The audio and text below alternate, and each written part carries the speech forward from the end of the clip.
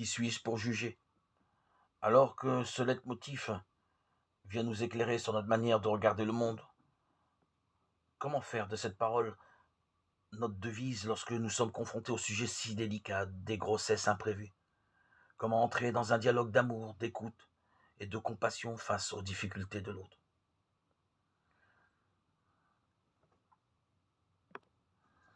Beaucoup d'hommes, de femmes de tout âge sont confrontés à la question du bébé surprise. Force est de constater qu'une femme qui avorte n'est pas toujours une femme qui veut avorter.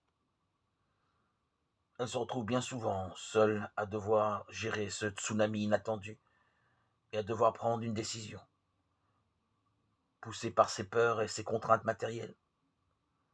Alors, que pouvons-nous faire à notre niveau pour l'aider?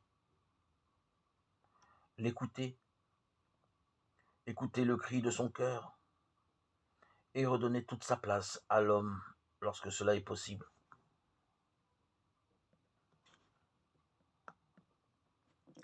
Entendre des arguments qui ne lui permettent pas d'accepter cette maternité qui lui est offerte. Aller la rencontrer dans ce qu'elle vit, ce qui la tiraille, la fait souffrir, la fait vivre et aimer, la fait réagir, pleurer et rire.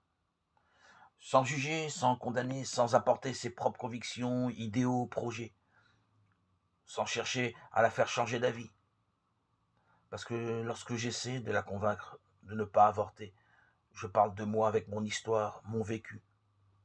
Je passe alors à côté de ce que vit la femme en face de moi, plongée dans son désarroi, son silence, sa peine, et je ne l'écoute pas. Écouter, c'est rejoindre l'autre dans ce qu'il vit au plus profond de ses entrailles.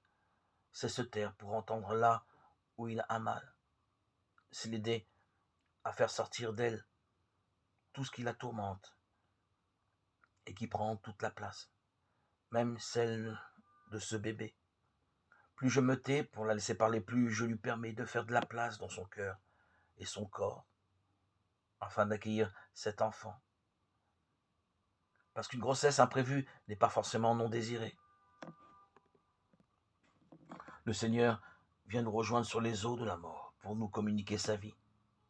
À la suite du Christ, rejoignons l'autre dans sa souffrance pour apporter la vie.